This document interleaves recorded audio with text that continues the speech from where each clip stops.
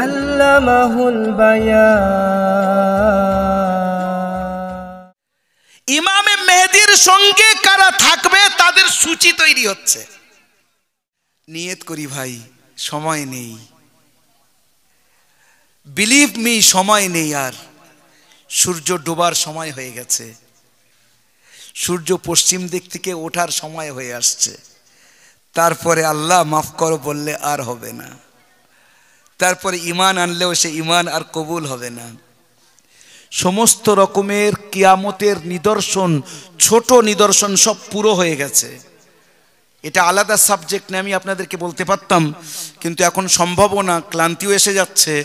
বাস এতটুকু বলছি, ছোট ছোট যত নিদর্শন আল্লাহ রসুল বলেছেন সব পুরো হয়ে গেছে। বড় নিদর্শন শুধু সময়ের অপেক্ষা। বড় নিদর্শনের মধ্যে একটা হবে হযরত ইমাম মেহেদীর আগমন। আমাদের বুজুর্গানে দিনরা তারা ইমামে মেহেদীর আগমনের ব্যাপারে খুব প্রত্যয়ী যে খুব তাড়াতাড়ি আল্লাহ পাক ইমাম মেহেদীকে পাঠাবেন। কারণ পুরো বিশ্বের মধ্যে যখন মুসলমানদের উপরে অকথ্য অত্যাচার চলবে, মুসলমানরা কিং কর্তব্য বিমূঢ় হবে, ডিলেমার মধ্যে পড়ে যাবে, আমাদের কে দেখবে, আমাদের মাথায় হাত কে রাখবে, আমরা খুঁজে পাচ্ছি না, আল্লাহ আমাদের উপরে রহম করো। সেই সময় আল্লাহ রসুল সাল্লাল্লাহু আলাইহি সাল্লাম বলে গেছেন, ওই উম্মতের কিছু হবে না যার শুরুতে আমি আছি, মধ্যখানে আমার বেটা মেহেদী আছে, লাস্টে মাসিহ আছেন অর্থাৎ হযরত ঈসা আলাইহিস সালাম। ওই উম্মতের উপরে কোনো অসুবিধে নেই। তো উম্মতের পরিস্থিতি বর্তমানে যেদিকে, বড় বড় বুজুর্গানে দিনরা বলছেন ইমামে মেহেদী আলাইহিস সালামের আগমনের সময় কাছে। ইমামে মেহেদী যেই আসবেন তার কিছুদিন পরেই দাজ্জালের আগমন ঘটবে, দাজ্জাল আসবে তার কিছুদিন পরে হযরত ঈসা আলাইহিস সালামের আগমন ঘটবে। বাস এ দুনিয়ার সমস্ত কারবার এইরকম লিপ্টে দিয়ে আল্লাহ বলবেন ইযাস সামাউন ফাতারাত وإذا الكواكب انتثرت وإذا البحار فجرت وإذا القبور بعثرت। অন্য জায়গায় আল্লাহ বলবেন ইযা শামসু কুব্বিরাত وإذا النجوم انكدرت। আসমান টুকরো টুকরো হয়ে যাবে, জমিন শেষ হয়ে যাবে, তারা সব নষ্ট হয়ে যাবে, সূর্য নিচে চলে আসবে, সব পুরো ব্রহ্মাণ্ড যা আমরা দেখতে পাচ্ছি সব শেষ হয়ে যাবে। এটা আস্তে আস্তে আল্লাহ একেবারে শেষ করে দেবেন। এই জন্য ভাই আমার কিয়ামত খুবই কাছে। ইমামে মেহেদীর সঙ্গে কারা থাকবে তাদের সূচি তৈরি হচ্ছে। এবার আমরা কোন দিকে যাব, দাজ্জালের সঙ্গে যাব না ইমাম মেহেদীর সঙ্গে যাব, সেটা আমাদের আমল সামনে আসছে। দাজ্জালের পরিস্থিতি কেমন ঘটবে আল্লাহ মাফ করুক। আল্লাহ রাসূল বলছেন মা মিন নাবিয়্যিন ইল্লা ওয়াকাদ মা মিন নাবিয়্যিন ইল্লা আনজারা কওমাহু মিনাল মাসিহিদ দাজ্জাল। প্রত্যেকটা নবী নিজের কওমকে দাজ্জালের থেকে ভয় দেখিয়েছেন। তবে আমি তোমাদেরকে বলে যাচ্ছি একটা বিষয় যেটা অন্য নবীরা বলেননি। সেটা কি? সেটা হলো দাজ্জাল এক চোখে ডান চোখ কানা হবে, ওয়ালাকিন্নাল্লাহ লাইসা বিআওয়ার, কিন্তু আল্লাহ পাক কানা নন। সবচেয়ে বড় ফিতনা হযরতে আদমের পর থেকে নিয়ে কিয়ামত পর্যন্ত তার নাম হবে দাজ্জালি ফিতনা। কিন্তু দাজ্জালের আসার আগে দাজ্জালি ফিতনা আসবে, বিভিন্ন ভাবে আসবে। দাজ্জাল আসার পরে ফিতনা কেমন হবে আমরা কল্পনা করতে পারবো না। আপনার আব্বা মারা গেছে মনে করেন 15 বছর আগে।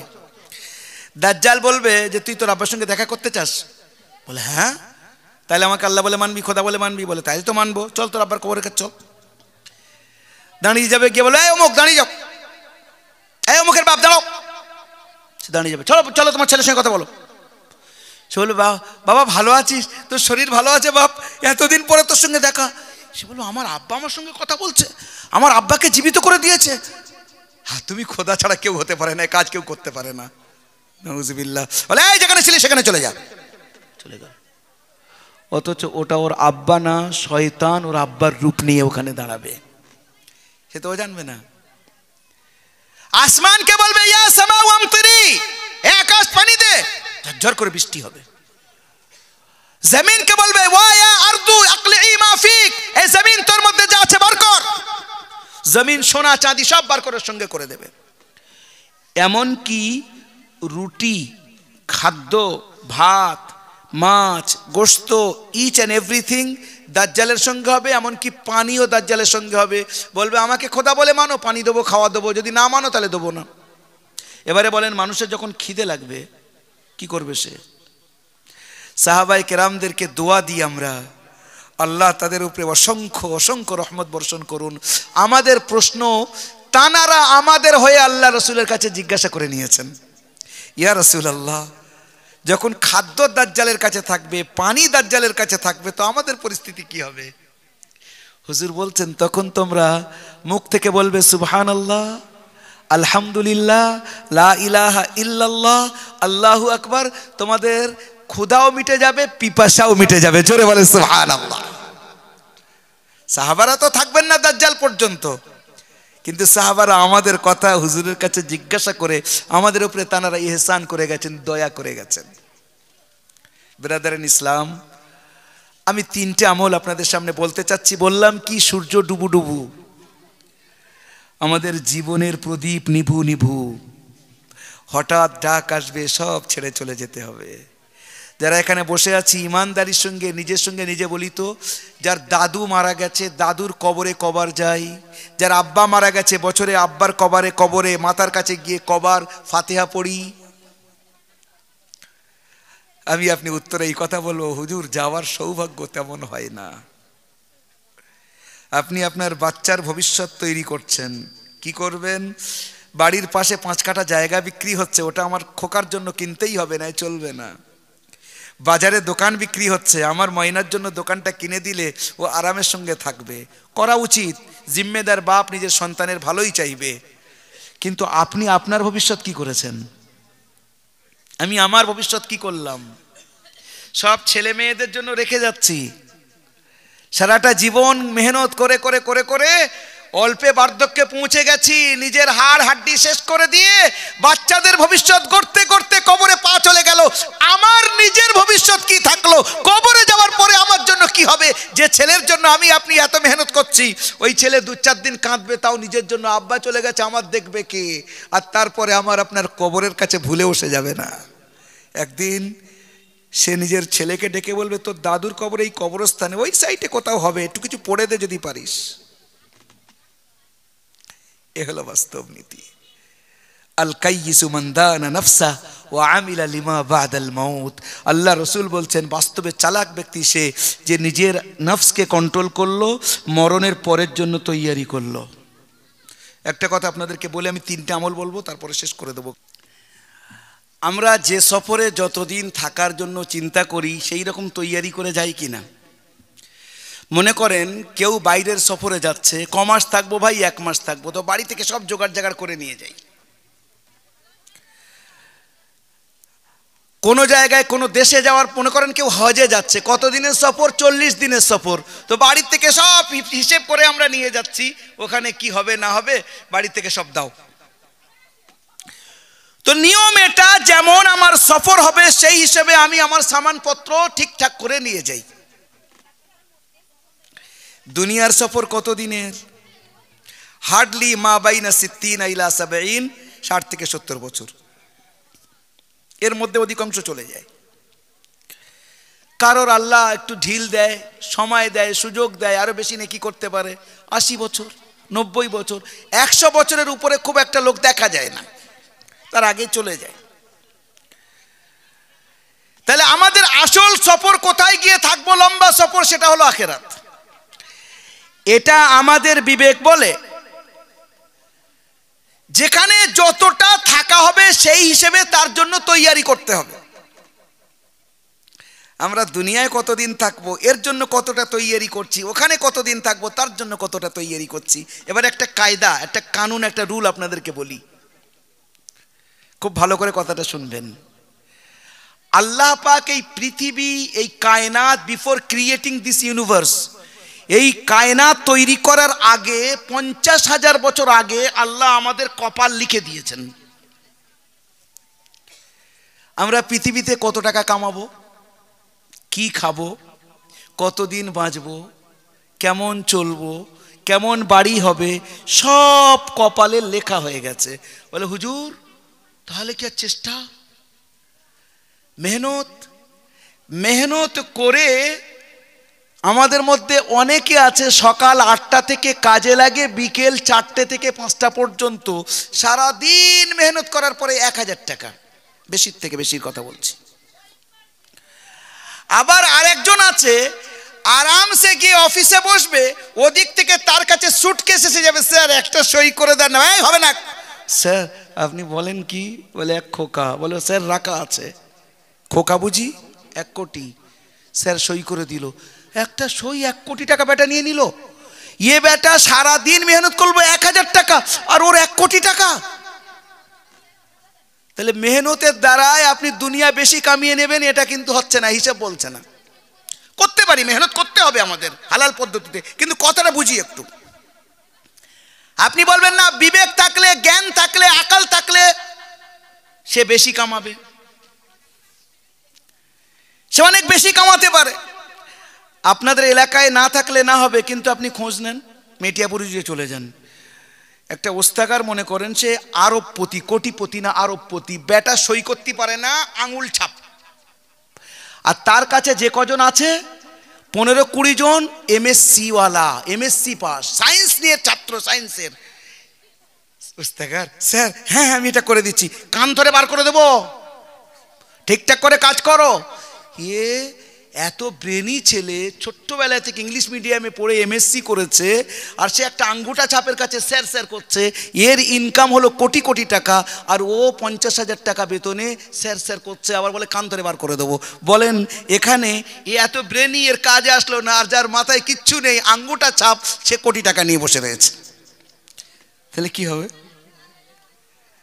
এর দ্বারা বোঝা গেল মেহনত আর জ্ঞান, এর দ্বারা দুনিয়া যে আপনি কামিয়ে নেবেন এটা কোনো জরুরি জিনিস না।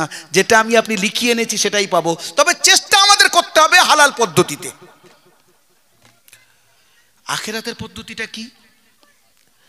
আখিরাতের নিয়ম হলো এই যে যত মেহনত করবে তত সে পাবে। দুনিয়ার পদ্ধতি এটা না যে আপনি যত মেহনত করবেন তত কামাবেন, সম্ভব না। আল্লাহ যেটা লিখেছেন আপনার মেহনতের মাধ্যমে আপনি ততটুকু পাবেন। কিন্তু আখিরাতের পদ্ধতি যত মেহনত করবেন তত পাবেন। ওমান আরাদাল আখিরাতা ওয়া সাআ লাহা সাইহা ওয়া হুয়া মুমিন ফাউলাইকা কানা সাইয়ুহুম মাশকুরা। আল্লাহ বলছেন যারা আখিরাতকে সামনে রাখবে আর চেষ্টা করবে, যত চেষ্টা করবে আমি তাকে তত বাড়িয়ে দেবো। তাহলে আখিরাতের বিষয়টা এইরকম, বেশি মেহনত করতে হবে। যে যত বেশি সুবহানাল্লাহ বলবে, যত বেশি নামাজ পড়বে, যত বেশি রোজা রাখবে, যত বেশি হজ করবে, তার সওয়াব তত বাড়বে। এখানে কিন্তু কপালের উপরে লেখা নেই, ভালো করে কথাটা বুঝি। এখানে চেষ্টা আল্লাহর তৌফিকের সঙ্গে। এবার আমি আপনাদের 3টে কথা বলতে চাচ্ছি, একটু মন দিয়ে শুনবেন, মা বোনেরাও শুনবেন। 1 নম্বর, আমাদের মধ্যে ছোট্ট বাচ্চাগুলো বাদ দিয়ে কেউ দাঁড়িয়ে বলতে পারবো যে আমি নির্দোষ, বেগুনা, আমার কোনো গুনাহ নেই? কেউ আছি? হিম্মত করতে পারবো? কেউ পারবো না। গুনায় আমরা মাথা থেকে পা পর্যন্ত নিমজ্জিত। জামা কাপড় ময়লা হলে সাবান দিয়ে, সার্ফ দিয়ে সুন্দর করে পরিষ্কার করি। ছোটবেলায় আমাদের আম্মাজিদের, বুবুদেরকে দেখেছি কি, খুব বেশি ময়লা হলে, এখনো আছে খুব সম্ভব, গ্রাম্য এরিয়াতে খুব বেশি, কি করে, খুব ময়লা হয়ে গেছে, এই জামা খোল, এবারে নিয়ে সোঁটা নিয়ে গরম পানি নিয়ে শুধু তার মধ্যে দিয়ে চালাবে। এত ময়লা করেছিস, আর কেচে ঠিক করা যায় না, ডাঁট শোনো আর ছোটা কিনে নিয়ে আয়, সোঁটা নিয়ে গরম পানি নিয়ে জামা কাপড় পরিষ্কার হবে। করে কি না? এখনো অনেক সময়। এখন তো ওয়াশিং মেশিন হয়ে গেছে, কত কত পদ্ধতি হয়ে গেছে। আমাদের দিল অপরিষ্কার হয়ে যায় গুনার কারণে, শরীর মন অপরিষ্কার হয়ে যায় গুনার কারণে। কোরআন বলছে কাল্লা বাল রানা আলা কুলুবিহিম মা কানু ইয়াকসিবুন, যে গুনাহ তারা করেছে তাদের অন্তরের উপরে, এর কারণে অন্তরের উপরে একেবারে কালো দাগ পড়ে যায়। আর গুনাহ করতে করতে একেবারে অন্তর কলুষিত হয়, একেবারে কালো হয়ে যায়, কলুষিত হয়ে যায়। তার জন্য সার্ফ কি, তার জন্য সাবান কি, তার নাম হলো তওবা। আসেন আল্লাহর রাস্তে, গুনাহ তো আমরা করি, অন্তত সার্ফ ব্যবহার করি। সেটা কি? আল্লাহর কাছে মাফি চাওয়া, আল্লাহর কাছে মাফ চাওয়া। রাত্রে শুতে যাচ্ছি, নিজের বিছানায় বসে আল্লাহকে বলি, আল্লাহ যেভাবে তুমি চলতে বলেছো আমি চলতে পারিনি, আমাকে ক্ষমা করে দাও। যারা 3 তাসবির আমল করেন তার মধ্যে ইস্তেগফার আছে। যারা এ না করতে পারেন অন্তত জবান থেকে আর মনকে তার সঙ্গে মিলিয়ে আল্লাহর কাছে বলা আস্তাগফিরুল্লাহ রাব্বি মিন কুল্লি যামবি ওয়া আতুবু ইলাই। এ না পারি তা বলি আস্তাগফিরুল্লাহ রাব্বি, এ না পারি তো বাংলায় বলি আল্লাহ আমার ভুল হয়ে গেছে, আমাকে ক্ষমা করে দাও, তুমি আমার মালিক। মন দিয়ে বলবো, হাজার না লাখো গুনাহ হলেও মন দিয়ে যদি একবার বলি, হাদিস শরীফের মধ্যে এসছে হাত্তা বালাগাত যুনুবুকা আনানাস সামা, যদি তোমার গুনাহ আকাশ পর্যন্ত পৌঁছে যায় আর মন দিয়ে যদি একবার বলো আল্লাহ আমাকে ক্ষমা করে দাও, আল্লাহ বলছেন আমি ক্ষমা করে দেব, আমার কোনো পরোয়া নেই। জোরে বলেন সুবহানাল্লাহ। এই জন্য ভাই সকল, আমরা গুনাহগার, আমাদের প্রথম নম্বর কাজ, দেখেন গুনার কারণে শুধু আমার জীবনে সর্বনাশ হয় এটা না, আমার জীবনের সর্বনাশ হয়, আমার সন্তানদের উপরে প্রতিক্রিয়া পড়ে, আমার সমাজে প্রতিক্রিয়া পড়ে, আমার গুনার কারণে পুরো বিশ্বে প্রতিক্রিয়া পড়ে। জহরাল ফাসাদু ফিল বাররি ওয়াল বাহর বিমা কাসাবাত আইদিন নাস। আজ যে ফিলিস্তিনি বাচ্চাদের উপরে যে আক্রমণ হয়েছিল এতদিন পর্যন্ত, তার পিছনে আমার আপনার গুনাহও দায়ী, আমরাও দায়ী। আমার বাড়িতে যে মুসিবত বিপদ আসছে তার জন্য আমার আপনার গুনাহ দায়ী, আমরা জানি না। আসেন চেষ্টা করে দেখি গুনাহ থেকে সরে গিয়ে ভালো জীবন গঠন করার। আর গুনাহ হয়ে যায় সঙ্গে সঙ্গে তওবা করে আল্লাহর কাছে মাফ চাই। তো এক নম্বর কাজ হলো তওবা করা। দ্বিতীয় নম্বর কাজ কি ভাই? আমি তিনটে কথা বলবো বলেছি। দ্বিতীয় নম্বর কাজ যেটা, সেটা হলো পাঁচা ওয়াক্ত নামাজের পাবন্দি। আপনাদের মসজিদ হয়েছে আলহামদুলিল্লাহ, মসজিদের কাজ বাকি আছে, কিন্তু মসজিদ মনে করেন একজন শুয়ে আছে, দেখতে খুব সুন্দর মাশাআল্লাহ, কিন্তু তার চোখ দেখছে না। কথাটা ভালো করে শুনবেন, চোখ দেখছে না, কান শুনছে না, জিভ কথা বলছে না, পা চলছে না, তার হাত নড়ছে না, কিন্তু দেখতে খুব সুন্দর। আমরা তার কাছে গিয়ে বলবো রে আব্দুল্লাহ কোথায় বলবো না মুর্দা বা মাইয়িত কোথায়, কি বলবো, মাইয়িত কোথায় রাখা আছে একটু মুখটা দেখে আসি। ও কিন্তু আর আব্দুল্লাহ নেই, আব্দুর রহমান নেই, কি হয়ে গেছে, ও মৃত হয়ে গেছে, মুর্দা হয়ে গেছে, কারণ তার মধ্যে আত্মা নেই। মসজিদ সুন্দর থেকে সুন্দর বানালাম, মসজিদের আত্মা হলো আমার আপনার ইবাদত, আমার আপনার সুন্দর সেজদা যেটা আল্লাহর পায়ে পড়বে, আমার আপনার চোখের পানি যেটা আল্লাহর দরবারে পড়বে, সেটা হলো মসজিদ। সেটাকে যদি আবাদ করতে পারলাম তাহলে মসজিদ বানানো সার্থক। আসেন এখান থেকে নিয়ত করি যে মসজিদ বাড়িতে থাকলে মসজিদে গিয়ে নামাজ পড়ব, যদি অন্য জায়গায় থাকি তো নামাজ যেখানে সময় হবে পড়ে নেব। আল্লাহ না করুক যদি কোনো সময় নামাজ ছেড়ে যায় অনিচ্ছাকৃত, রাত্রে শোয়ার আগে নামাজকে পড়ে তারপরে ঘুমাতে যাব। নামাজের মধ্যে কি লাভ, নামাজের লজিক কি, এর জন্য আলাদা সময় চাই, আর এখন সম্ভব না। বাস এতটুকু বলছি, আল্লাহ যে কথার উপরে জোর দিয়েছেন তার মধ্যে লাভ ছাড়া লস নেই। আল্লাহ রসুল যেটাকে বলেছেন তার মধ্যে খোদার কসম হাজারবার খেলেও কোনো ভুল নেই, তার মধ্যে লাভ আছে, লস নেই। আল্লাহ রসুলের শেষ উপদেশ নিজের উম্মতের জন্য, তার নাম হলো আসসালাতু আসসালাতু আসসালাহ। মা বোনেরা কাজের চক্করে, সংসারী কাজে, রান্না, জামা কাপড় কাচা, এই করতে করতে নামাজ গায়েব, পড়ছি, হচ্ছে, হবে, এই করতে করতে নামাজ গায়েব হয়ে যায়, নামাজ কাজা করে ফেলি। এই ইচ্ছাকৃত যদি নামাজ এইভাবে চলে যায়, এর বিকল্প কিচ্ছু নেই জীবনে। ঈমান আর কুফরের মধ্যে পার্থক্য হলো নামাজ। আপনি অসুস্থ, রোজা রাখতে পারছেন না, রাখতে হবে না। ডক্টর মানা করেছে আপনার জন্য রোজা না, আপনার সুগার খুব বেশি, আপনার রোজা রাখার দরকার নেই। তো কে বলেছে রোজা রাখতে? পরিবর্তে আপনি ফিদিয়া দিয়ে দেন। আপনি গরিব মানুষ, হজ নেই আপনার উপরে, গরিব মানুষ যাকাত নেই আপনার উপরে, তাহলে কি থাকলো গরিব মানুষের উপরে? সবার উপরে একটাই জিনিস, সেটা হলো নামাজ। আপনি দাঁড়িয়ে পড়েন, না পারেন বসে পড়েন, না পারেন শুয়ে পড়েন, না পারেন শুয়ে ইশারায় পড়েন, ওযু করেন, না পারেন তায়াম্মুম করেন, কিন্তু নামাজ মাফ নেই যতক্ষণ পর্যন্ত আপনার মধ্যে সেন্স আছে। নবী করিম সাল্লাল্লাহু তাআলা আলাইহি ওয়াসাল্লাম এটা আমাদেরকে দুনিয়াতে যাওয়ার আগে বলে যাচ্ছেন, আমার উম্মতি নামাজকে ছাড়বে না।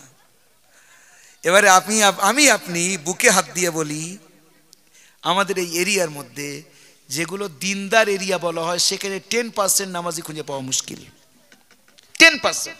গতকাল আমার যেখানে প্রোগ্রাম ছিল, ইমাম সাহেব বলছে, হুজুর অধিকাংশ সময় আমি একা আজান দিয়ে আর একা নামাজ পড়ি, জায়গা বলবো না আমি।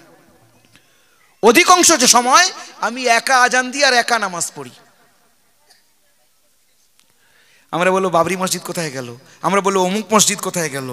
তো মসজিদ বিল্ডিং এর নাম শুধু না, মসজিদের মধ্যে কি আত্মাটাকে তার স্থাপন করতে হবে, সেটা কবে হবে? আসেন দ্বিতীয় কাজ আপনাদেরকে আমি আমাকে নিয়ে আগে বলছি, আল্লাহর রাস্তে আল্লাহর এই সবচেয়ে বড় হুকুম নামাজের পাবন্দি করি। তৃতীয় কাজ সেটা হলো নিজের আখলাক চরিত্র ঠিক করা। আর চরিত্র শুরু হয় কোথায় থেকে? জিভ থেকে। হযরত আবু বকর সিদ্দিক রাদিয়াল্লাহু তাআলা আনহু একদিন জিভকে ধরে এরকম ছেঁড়ার চেষ্টা করছেন। হযরত ওমর বলছেন রাহিমাকাল্লাহ ইয়া আবু বকর মাযা তাফাল, কি করছেন, জিভ ধরেছেন কেন? বলে হাযা আওরাদানিয়াল মাওয়ারিদ, এ আমাকে ধ্বংস করেছে। আবু বকরের মতো ব্যক্তি। আমি আপনি খেয়াল করে দেখি আমার আপনার জীবনে বাড়ির ভিতরে বাইরে 90% ঝামেলা জিভের কারণে হয়। চুপ করে থাকেন, আপনার কোনো শত্রু নেই, যেই বললেন শত্রু তৈরি হয়ে গেল। স্বামী স্ত্রীর মধ্যে গন্ডগোল, জিভ। ননদে ভাবিতে গন্ডগোল, জিভ। শাশুড়ি বৌমায় গন্ডগোল, জিভ। ভাই ভাইয়ে গন্ডগোল, জিভ। দেখতে ছোট্ট জিনিস, কিন্তু এর হেফাজতের জন্য 32টা দরওয়ান নির্ধারিত করে দিয়েছে আল্লাহ, আবার একটা লম্বা গেট। বুঝতে পারছি আমরা? আল্লাহ রাসূল বলছেন মা ইয়াজমাল্লি মা বাইনা লিহিয়াহি ওয়া মা বাইনা জামবাইহি আজমান লাহুল জান্নাহ ওয়া মা বাইনা রিজলাইহি আজমান লাহুল জান্নাহ কামা ক্বালা আলাইহিস সালাতু ওয়াস সালাম। যে ব্যক্তি জিভ আর নিজের লজ্জাস্থানের হেফাজত করলো, আমি আল্লাহ রাসূল তাকে জান্নাতে নিয়ে যাওয়ার গ্যারান্টার হয়ে গেলাম।